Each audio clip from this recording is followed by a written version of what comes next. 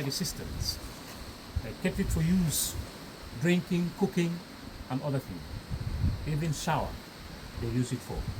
Because in those days, the slaves, when they are so much dirty, they wash them with the river water, which was very salty. So when they want to refresh them, just to get their health before they transport them, you have to get some of the fresh water and clean them fresh, okay? So that they can be transported to keep the journey moving. Mm-hmm. Yeah, so thank you very much. This is the island. Mm-hmm. But its first name was called St. Andrews Island. Mm-hmm. Why St. Andrews Island? Because it was first the Portuguese who first started this island in 14th century, 1456. Mm-hmm. Then later on, when the Portuguese lose of their power in handling this island, as well, after when the British took it over, it was James Duke of York. Then the island was handled by the British. James named the island after himself, James Island. Yeah. So why it was named after Andrews? Because the island was bombarded on the Portuguese in 1456. So when the island was bombarded by the Dutch, okay, so their sailor died.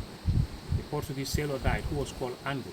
So there they took the island and named it after him, St. Andrews Island. So when the British took over in the 16th century, 1651, then they named it after James Island. Yeah. Wow, thank you. Let me just recapture here. This is point me back. Point at you. No, just this is the Kunta Kinte Island. This is the Kunta Kinte Island. We have just crossed from Jufure to the Kunta Kinte Island that was named first St. Andrews Island, and then the British took it over from the Portuguese and named it James Island.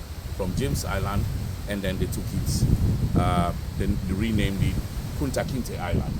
As you can see, this is the ocean. This is where they kept Kunta Kinte here for 2 weeks before transporting him to the New World. They kept him here for 2 weeks before transporting him and other slaves for 2 weeks before transporting him to the New World.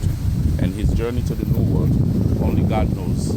They were shackled, chained, feces all over themselves, not adequate food, and inhumane treatment, all the way to the New World. As we know from the history, when Kunta Kinte got to the New World, he was fighting very hard to escape from his masters. He tried very, very hard. Unfortunately, he was overpowered. There was nowhere to go. He has no means to do it. And definitely, he had to stay. Imagine he was captured at the age of 17. From his family, a young boy growing up, has never seen anything, his life ahead of him, just to be transported and never to come back to what he knows, but to be sent to something that he never knows, he has never seen before. New world, new culture, new people, and in bondage at the same time. What can you say if you are Kunta Kinte? How would you feel if you were Kunta Kinte? Put yourself in his shoe, empathize with him, and just reflect. What would happen to you? How would you imagine? Can you bear that pain, that burden, that psychological damage in you that you may not see, or you will never see what you know before? But with somebody else controlling your life, your freedom is taken away from you. Your name is taken away from you. Your culture is taken away from you. And even your children can be separated from you without asking you any questions. So this is where it all started. Just to be here is a sad, sad day. But I am blessed to have the opportunity to be here to see where it started with Kunta Kinte, to see where it started with Kunta Kinte and others like him. And how Kunta Kinte was brought here was in 1767. This is our tour guide, Mr. Jibril File. He's the tour guide of the Kunta Kinte Island and the Jufure town where Kunta Kinte is from. So he's the one that is guiding us through this tour and explaining to us in details the history of how Kunta Kinte came to be Kunta Kinte and how this island became to be Kunta Kinte Island. So Kunta Kinte was one day sent to the bush to fetch for firewood. His mother sent him to the bush to fetch firewood. So there they knocked with the Portuguese one day in the morning. So when they knocked with the Portuguese, by then the Portuguese doesn't penetrate on them instantly, no. At that time the Portuguese were patrolling around the jungle looking for people. So one of his friends, when they be on chopping a tree for firewood, one of his friends saw the Portuguese. He told to Kunta, I've seen some white men, and these white men, they are having weapons, spears, bow and arrows, they are even having guns. Why can't we run back and go home? Because these people, they are not safe with us in this jungle. If they catch us, they're going to be putting us in a very serious activity. So Kunta told to the boy, well, maybe these people, they are white people. They are not the same color with us, but maybe they came for their own purpose in the jungle, like we do, okay? So let us, mind our businesses. We just left them like that, leave them like that. So that's the time, Kunta continued chopping the tree. So, but unfortunately, the boys cannot be able to maintain it, keep chopping that tree for fire. When after one of his colleagues was disparated, quickly been, trembling, okay? He started running, going back home, okay? Then all the rest of the children followed him. So the boy told to Kunta, if you run, I'm going to run. If you don't run, I'm going to run. But because these people are not safe with us. And these people, they are even coming towards us. And the way they're walking around us, it seems like they're surrounding us. Let us run back and go home. So, Kunta told to the boy that, well, I shall never run after these people. Because these people, they have no business with us. And I must take firewood to my mom. I cannot run and go home like that without taking even a bundle of firewood. So, that's the time the Portuguese saw that. It is going to be it is going to be in a very loose up way, okay? Loose up way. That if they don't capitalize and come closer to Kunta, they're going to lose because all the rest of the children are running, going back home. So quickly, instantly, Kunta was looking all the side of him. He saw all the Portuguese were close to him. Okay, so he cannot do nothing, only to try to, fought against them. So there the Portuguese come quickly. They crown him. So after being crowning him, they sent 2 men. So the first 2 men went to attack Kunta. It was very tough for those people to be able to kidnap Kunta. When after they sent another 2 men to him, make it 4 men. Those are the 4 men being, weakening Kunta. So then after it was even been tough with those 4 men. When after a dozen come to him, they quickly kidnap him. When they kidnap him, they chain him very tightly, carry him, okay, brought him to the shore. So when he reached the shore, they load him in a dinghy boat, a dugout canoe boat. It's a small boat. In those days, those are the ones they load the slaves down at the shore, then brought them on the island. So when the slaves are on this island, they shall never escape again. They're going to stay here for 2 weeks, or they're going to be kept here for 2 weeks. After 2 weeks, then they keep the journey to transport them, okay? To the new world. To the new world. So I thank you very much. This is, how Kunta Kinte was. Yeah. So this school is named after Kunta. Yeah. This whole place. Yeah. What is this fortress here? Is this where the slaves were kept in here? Was this like a prison cell, or what was this building? Yeah, one can say the whole island is a prison. It's a prison cell. It's a prison but cell. There is a special prison cell also, where they normally, torture the stubborn ones, like the stubborn slaves. So they separated the good ones from the stubborn ones. Yeah. Okay.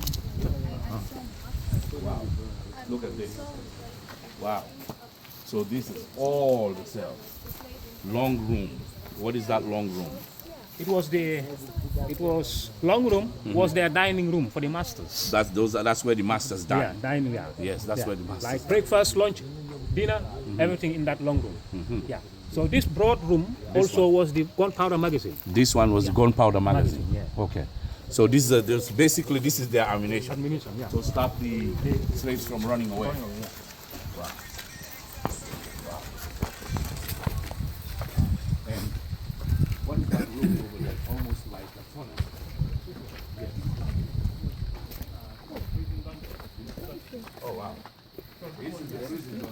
This was what?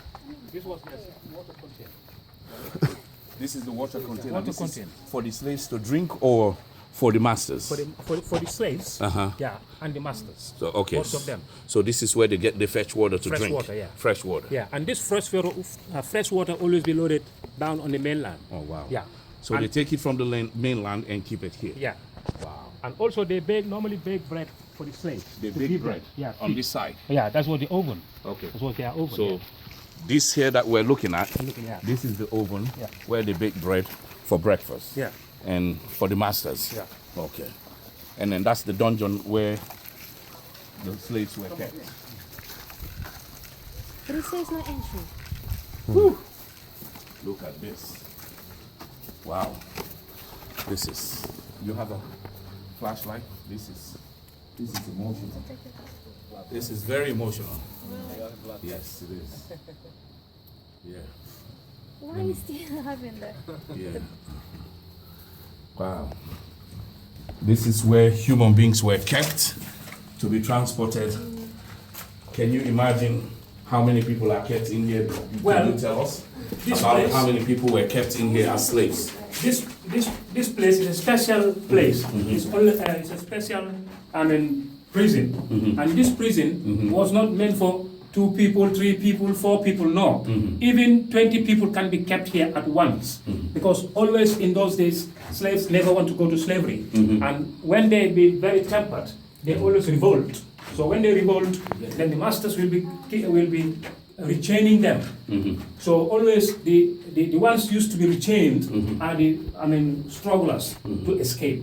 So those are the ones normally be brought here. So these are the ones that the rebellious ones. Yeah, rebellious. The rebellious ones are the ones that are kept here. Kept here. Because they are fighting for their freedom. Freedom. They want to be free, Free. under all costs. All costs, No yeah. matter what, they want to be free. Yeah. Wow. Yeah. Bravery. Yeah. Bravery. So when they are here, Yes. they never go out. Yes. They never be taken out. They never give them a break to go outside. They never saw the daylight. No. From here directly to their transport ship Yeah. to the new And world. always for their being staying here, if they want to eat, they will pass food through the window.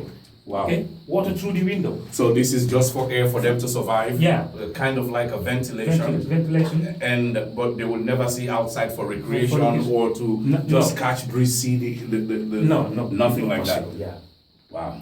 Because for fear that they will escape or they will cause some riots. Right. Wow. Yeah. Okay? Wow. This is It is. inhumane. This is the worst that you can do to a human being. This is the worst you can do to a human being. Wow. This is sad. This is sad. This is the Kunta Kinte story. This is the Black American story. This is the African American story. Wow.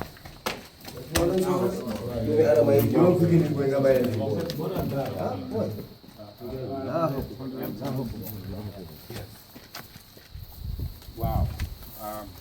We are still in the slave fortress. I mean the island. Like our guide was telling us, the long room was the dining hall of the slave masters. And of course, you can imagine it will be the nicest place, and anything they wanted, they will get. And whatever slave that is there, whether it's women, they will just pick one to sleep with. They've done it for years during slavery. They raped and did whatever they wish to do because those slaves were powerless. Yeah. And also, They were at their we are in mercy. the era of the slave yard. Uh-huh. This is the slave yard. Ah. Yeah. Wherever slaves are picked away from on the mainland, Uh-huh. when they are brought on the island, this is the special yard where they stay and wait for decisions on them. Yeah. Wait for decision on them. Decisions. So Okay. these decisions are to arrange them, Uh-huh. to pack them in their rooms, In like their their rooms. huts. Okay. They have special huts. Where In they those huts where they kept these people. Yeah. So this is just like yeah. when they first bring them Yeah. before they put them anywhere. This is their separation room, Yeah. kind of. Yeah. They separate them where this one goes and where this one goes, where this one belongs. Wow, like animals. You know, like animals with no value, Yeah. so to speak. Yeah. Wow. How can one escape from here when you're in the middle of nowhere? how can he escape, or how can anyone, Kunta Kinte, how can he escape? How can anyone be able to swim this far to freedom? It's impossible for any one of them to swim to freedom. So basically, when you're here, the masters, they logistically and strategically choose this place because they don't want their slaves to escape. And they achieved their goals. But yes, today there is no slavery in the United States, but there are corporate slavery, there is mental slavery, but we still have slaveholders in Mauritania. We have Arabs in Mauritania that are still enslaving blacks, and the world is not really talking about it that much. They have kept it under the rug, and Mauritania is in all other unions, African Union, ECOWAS, and any other union. Nobody decided to kick them out of any because of their slaveholding practices. So those people are still suffering. And I think it's time for us to actually start talking about Mauritania and free the blacks that are there. I mean, they're taken as housemates, but really they're not. They're not housemates. They're really treated as slaves. They have no power, or they have no rights. They are abused, used, molested, and shattered emotionally and psychologically. So it's time for the world to turn to Mauritania and tell them enough is enough. Put an embargo on them just like we did in South Africa until Mandela was free. We should do the same thing in Mauritania and any place like it that is holding slaves. Our journey here today is an experience, and I'm blessed that God gave me the opportunity to come here and meet a wonderful family, the Kuyate family. Mr. Kuyate, if you can come here, please. Mr. Kuyate is Tijan Kuyate. Actually, he has my father's name, so I call him in my Madingo language, Ufatoma, meaning my father's namesake. When I came, my friend here, Jihad, took me to them and introduced me to them. These are the first people that Alex Haley, when he came from the United States, these are the first people he met. I went to actually where Alex Haley used to sit down and chat with his family member, Jilinyama Susu, who is one of the famous griots, as we call it in English, in Gambia. And when I read his biography, he has actually gone to Washington, D.C. and Europe, teaching people how to play kora. And I was fortunate enough to have a kora made by this renowned griot family in Gambia to make one kora for me myself. So I have that as a souvenir when I go back to the United States. So actually this family has been gracious enough that I was able to visit where Alex Haley used to go and sit down and talk with them when they were children. And chat with their cousin, Jilinyama Susu. I saw the picture of Jilinyama Susu, and in fact, when I leave here, I am going to pick up a picture of Jilinyama Susu with Alex Haley in Banjul. That will be given to me by this wonderful Kuyate family. I should tell you, I'm a Mandingo too. The Kuyate family in the griot line are the top of the line as the griots. The griots, or we call them Jelibas, they are actually the history keepers. They have history of ages of histories, going back ages. They pass it from generation to generation. As in the Western world, we write books and we leave them for people to read. No. The Mandingo Jelibas or griots, they have memorized these things over and over and over, so they pass it on to their children, their children's children, their great-grandchildren, all the way up to Mr. Tijan and his own children now. They will be able to tell you every history that you know.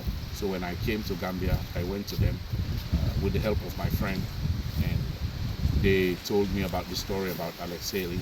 They've actually met him, they've actually sat with him, and they've dined with him.